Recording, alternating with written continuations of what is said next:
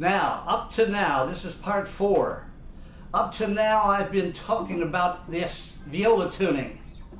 This viola tuning in the string section on this banjo. Should be called a viola banjo as far as I'm concerned. In the mandolin group, it's called a mandola. This could be called a bandola because it's a viola instrument, all right? For some dumb reason, we call it a tenor banjo now. Originally, it was called a tango banjo, and that was because tango orchestras in New York used them first. Now, we're going to get away a little bit from this tuning because we got plectrum players out there and a lot of different other kind of players. If you're playing the C tuning of the plectrum, you'd have this C and G on the bottom the same. Then you would have this B here as the next string, and you'd have that D as your top string. So you've got the two on top are very close together harmony, and the two on the bottom are fifths, like this tenor banjo is. Now, to do the same thing and look at a lead sheet and play plectrum, you do the very same thing. You take what's there. You'd have this form because you'd have a C here and you'd have an E here because that's a D note. So in the plectrum you'd have this form. You'd have C, G, C. You'd have double C, C, G, C. Don't listen to the sound. You'd have C, G, C, E, and you'd play a different form in there so you'd reach it easier. But on the plectrum, the reason the plectrum plays 4-string notes most of the time is because that D string that's down here on this instrument is your top note up here. So the melody fits better up there on all 4 notes. Now, on this type banjo, the tenor banjo, or whatever you want to call it, viola banjo, it doesn't do that. It's like the violin or the viola in this case. And in doing so, it really plays this way, like a lot of mandolin players. You'll see them playing like that. You see them doing that kind of stuff. Well, the reason for that being is because the melody of the normal melody is over here a lot on that string and goes down to that C on the G string.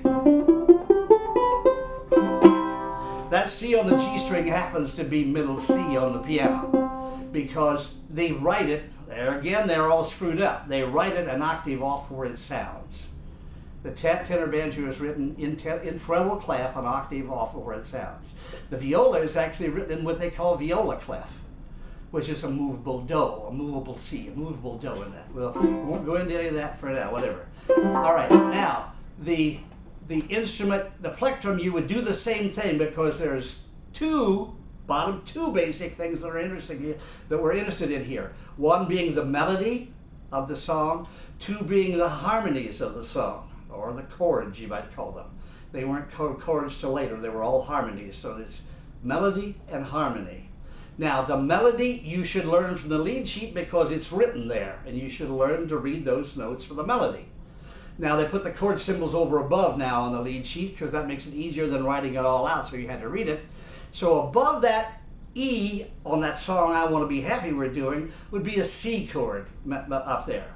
So now you need to learn what a C chord is. Now I've told you, major chords are 1, 3, and 5.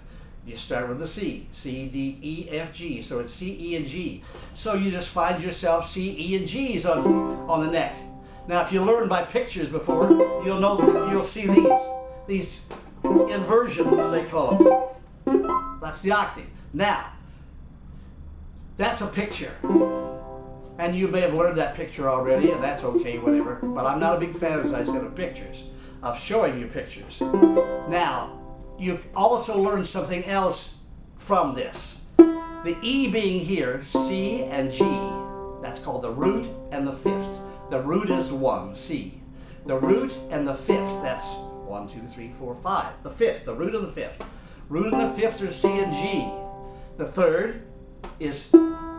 Now, the strong melody notes in the songs are the thirds and the sevenths. If you're going to play anything in any chord and leave anything else, the thirds and the sevenths are the strongs.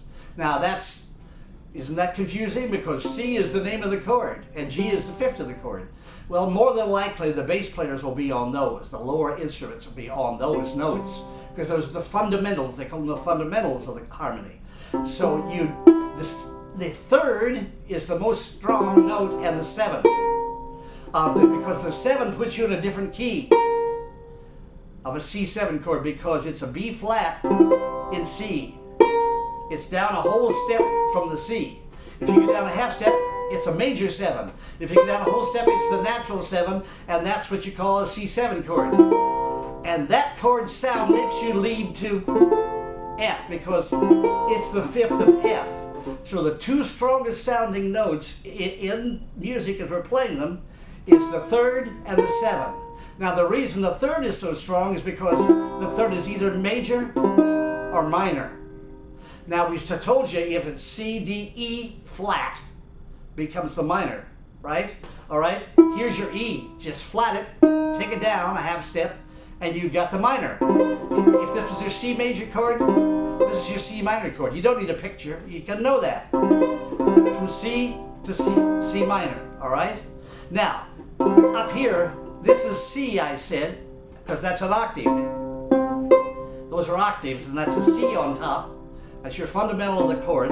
C's on top. If you bring the note down a half step, in that, it's a B natural, right?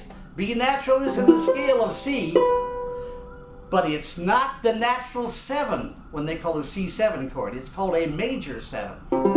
That's a major 7 chord with a B natural. To get a natural 7 chord, you go down another half step.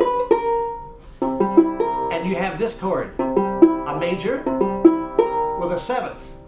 Now that B flat is not in the C scale. C scale has no flats or sharps. C, D, E, F, G, A, B, C. So that being out of the scale, it really belongs to another key. It belongs to another pitch. So anytime you have a 7th in a chord, it belongs to another pitch. It's going somewhere. It's moving on to somewhere else. It's moving on. It's moving on. So that's why it's so strong. Now the minor is so strong because it makes it a major chord or a minor chord. Now look, if I go major 7th, 7th, now if I go, I got minor, and I've got what they call a C minor 7 chord. It's your C with your minor and your 7 in it.